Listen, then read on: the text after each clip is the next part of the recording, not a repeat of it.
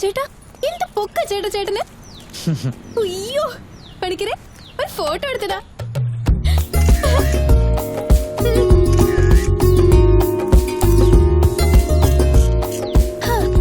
ചേട്ടാ ചേട്ടന്റെ കല്യാണം കഴിഞ്ഞാണോ? ഇല്ല. Good, very good. ചേട്ടൻ സിനിമാക്കാരനാണോ?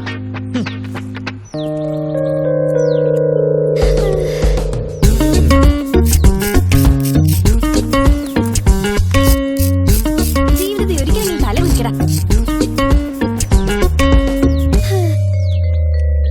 ഒരാറടി പൊക്കമുള്ള സിനിമാക്കാരനെ കെട്ടുന്ന എന്റെ ജാതകത്തില്.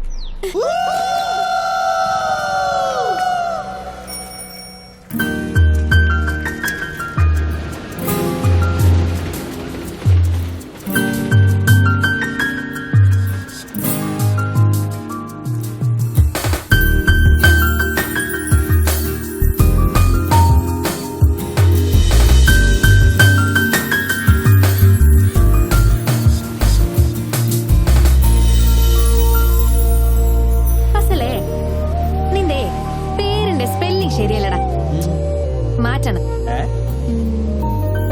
PHONE ഫോൺ എന്ന പോലെ PHASAL ഫസൽ എന്ന് മാറ്റണം. അതായത് പി ആദ്യം വരുത്തണം. നോക്ക്, പോൾ പാറു പണിക്കർ. കണ്ടോ, നീ മാത്രം ഫസല്. ഭിത്തിയിൽ വല്ലവരും നിനക്ക് കൈവശം തന്നിട്ടുണ്ടോ? സ്മാരക ശിലകളാടാ പണിക്കരെ. നിനക്കെന്താടി നഖം വളരുന്നതിന്റെ സൂക്കര കൂടുതലാണോ? എപ്പോഴും നെയിൽ കട്ടർ ബാഗിലുണ്ടല്ലോ. ടൂൾസ് ആടാ മാപ്പിളെ, ടൂൾസ്.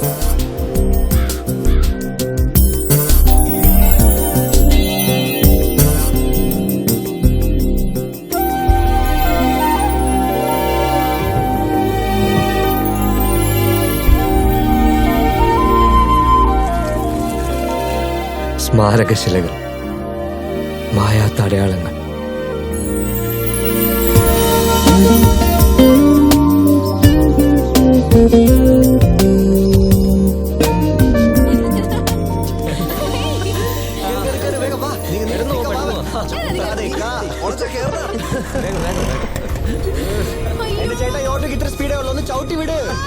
അത്യാസമയത്ത് ഓട്ടക്കാരല്ല എങ്ങനെയാ? ഒന്ന് കൈ കൊടുത്ത് പോ ചേട്ടാ. പൊന്നുമോളെ നീയൊന്നും പറയല്ലേ ചേട്ടാ. ഇതിനകത്ത് വെള്ളമുണ്ടോ? വെള്ളം ഇതാ കൊടുക്ക്. വണ്ടി ഓടിക്കാൻ പറ്റില്ല ചേട്ടാ, ഹർത്താലിന് മാത്രം ഓടിച്ചാൽ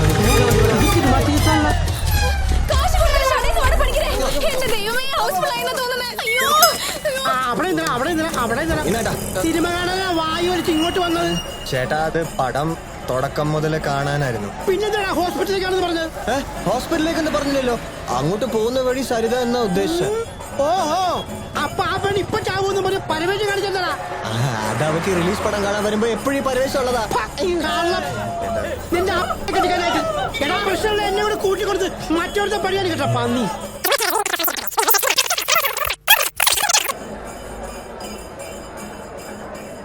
മരോന്റെ മോളൻ ഓക്കേടാ.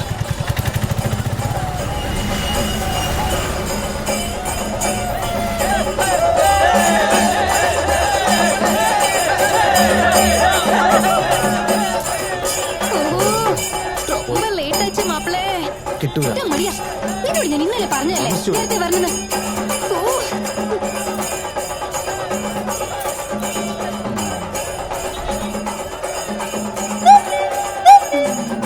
ബാൽക്കണി നൂറേ, ബാൽക്കണി നൂറേ, ബാൽക്കണി നൂറേ, ബാൽക്കണി നൂറേ.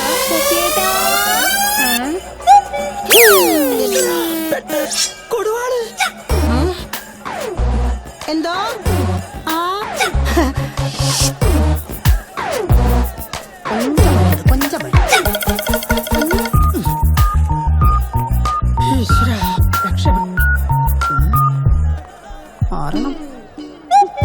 ശശിയേട്ടാ,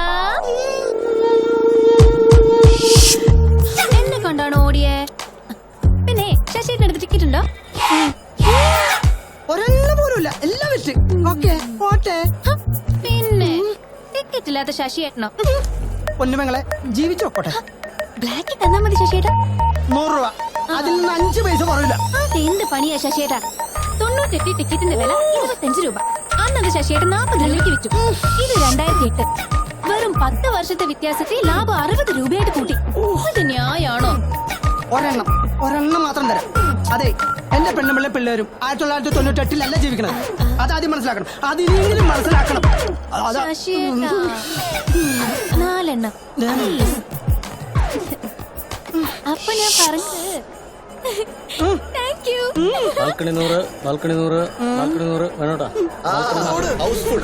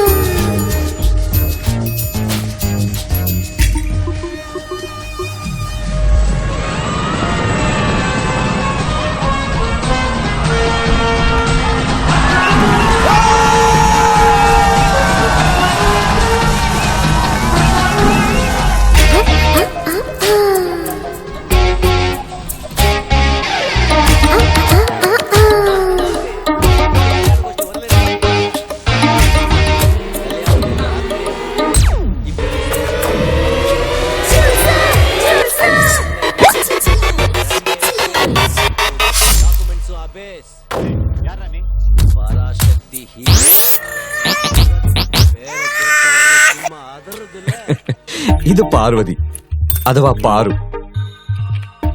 ഇക്കാര്യം ഞങ്ങൾ സ്നേഹത്തോടെ വിളിക്കുന്ന ഫസൽ. പണിക്കർ എന്ന വർഗീസ് പണിക്കർ. പിന്നെ പോൾസൻ ചെറിയാൻ. അല്ലല്ല, പാറുവിന്റെ ഭാഷയിൽ പോളച്ചൻ എന്ന ഞാനും. വർഷങ്ങൾക്ക് മുമ്പ് ട്രിവാൻഡ്രത്ത് വെച്ച് നടന്ന ഒരു ഇന്റർനാഷണൽ ഫിലിം ഫെസ്റ്റിവലിൽ കണ്ടുമുട്ടി തുടങ്ങിയ ആത്മസൗഹൃദം അതിന്റെ വേരുകൾ ആഴത്തിലിറങ്ങിയത് വളരെ പെട്ടെന്നാണ്. കൂട്ടത്തിൽ പണക്കാരൻ പണിക്കരാണ്.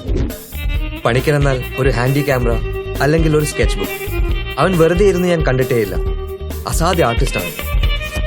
ഒരു സംവിധായകനാകുക എന്നതാണ് അവന്റെ ജീവിത ലക്ഷ്യം. പലപ്പോഴായി അവൻ തന്നെ ഷൂട്ട് ചെയ്ത വീഡിയോസ് എഡിറ്റ് ചെയ്ത് രസകരമായ ഷോർട്ട് ഫിലിംസ് ഉണ്ടാക്കലാണ് മൂപ്പരുടെ ഹോബി. അവന്റെ അച്ഛനും അമ്മയും ഇന്റർകാസ്റ്റ് മാരേജാ. അന്ധകാലത്ത് പ്രേമിച്ച് കെട്ടിയതാ. പക്ഷെ പറഞ്ഞിട്ടെന്താ, 2 എണ്ണം മുട്ടം വഴക്ക ഫുൾ ടൈം. ചെവിതല കേൾപ്പിക്കില്ല. പണിക്കരുടെ വിധി.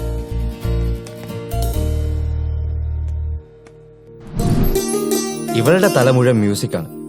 എപ്പോഴും കാണും ഒരു ഗിറ്റാർ കയ്യിൽ. സോറി, ഗിറ്റാറല്ല, യൂക്കിലേല. ചെറുപ്പത്തിലെ അമ്മ മരിച്ചപ്പോ അച്ഛൻ 2ാമത് വിവാഹം കഴിച്ചു. 2ാമമ്മയെ അംഗീകരിക്കാതെ പാറു അമ്മൂമ്മയുടെ കൂടെ നിന്നാണ് പഠിച്ചതും വളർന്നതും. ഇവിടെ ഇപ്പോ പേയിങ് ഗസ്റ്റായി താമസിക്കുകയാണ് പാറു. ഇത് റീന, അവളുടെ റൂംമേറ്റ് ആണ്. പാറുവിന് പല പണികളാണ്. വീക്കെൻഡ്സിൽ പ്രൈവറ്റ് മ്യൂസിക് ടീച്ചർ, ഒഴിവുള്ളപ്പോൾ മ്യൂസിക് ഡയറക്ടേഴ്സിന് വേണ്ടി ഗിറ്റാർ വായന, പ്രോഗ്രാമിംഗ് ചെയ്യൽ, പരസ്യങ്ങളുടെ ജിംഗിൾസ് ഉണ്ടാക്കൽ, അങ്ങനെ സംഭവബഹുലമാണ് പാറു. ഒരു കാന്താരി. ഇത് എഴുത്താശൻ എന്ന് പാറു കളിയാക്കുന്ന ഞങ്ങളുടെ പ്രിയപ്പെട്ട ഇക്ക. ആളൽപ്പം സൈലന്റ് ആണ്. ഗംഭീരമായിട്ട് എഴുതും, ചുമ്മാ പറയുന്നതല്ല. ഇവന്റെ ഒരു കഥാസമാഹാരത്തിന് കേരള സാഹിത്യ അക്കാദമി അവാർഡൊക്കെ കിട്ടിയിട്ടുണ്ട്. പക്ഷെ അവന്റെ കയ്യിൽ 2 പേനയുണ്ട്. വലം കൈ കൊണ്ട് ആത്മസംതൃപ്തിക്കും ഇടം കൈ കൊണ്ട് വിശപ്പ് മാറ്റാനും എഴുതും. സംശയിക്കണ്ട, പൈങ്കിളി തന്നെ. പിന്നെ ഇവനൊരു പ്രണയമുണ്ട് കേട്ടോ. പേര് റോഷിനി. പൂത്ത കാശുകാരിയാ. ഞങ്ങളുമായിട്ട് അത്ര കമ്പനി ഒന്നുമില്ല, പക്ഷെ പ്രണയം സ്ട്രോങ് ആണ്. ഇനി ഞാൻ പോൾ സിനിമാ നടനാകണം, അതാണ് ലക്ഷ്യം. എന്റെ റൂമിലെ കണ്ണാടിയുടെ വിധി. ഇഷ്ടനടൻ ഒടുവിൽ ഉണ്ണികൃഷ്ണൻ. MBA കാരനാ. ഒരു ബാങ്കിന്റെ ഇൻഷുറൻസ് വിഭാഗത്തിൽ ജോലി. ഇൻഷുറൻസ് എന്ന് കേട്ടാലേ ആളുകൾ ഓടും, തെണ്ടികൾ. എന്നാലും മാസാവസാനം ഞാൻ ടാർഗറ്റ് തികച്ചില്ല. കൂട്ടത്തിൽ ഏക ദുശീലക്കാരനും ഞാനാണ്. വല്ലപ്പോഴും ഒരു ബിയർ അടിക്കും. പക്ഷെ പാറുവിന് അത് തീരെ ഇഷ്ടമല്ല.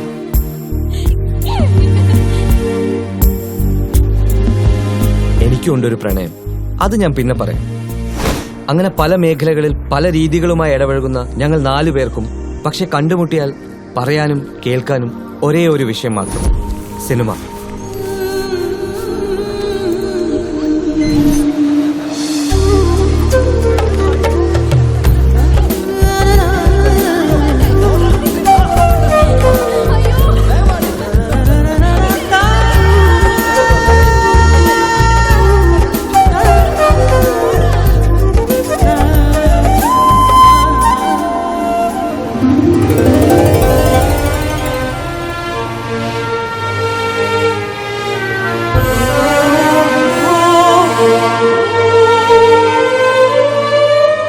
കടല കടല കടല കടല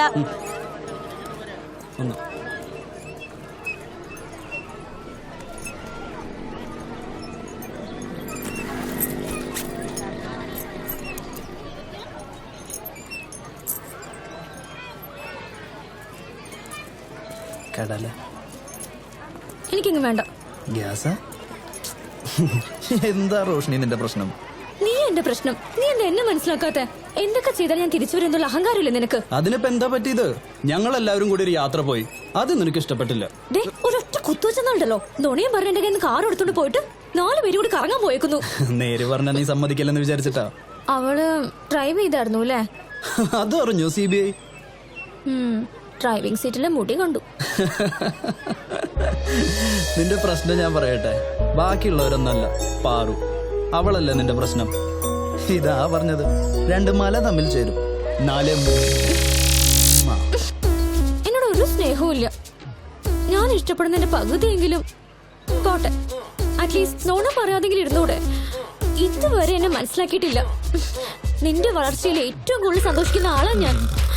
നീ എഴുതുന്ന കഥകളൊക്കെ പ്രസിദ്ധീകരിച്ചു വരുമ്പോ എനിക്ക് അറിയാവോ?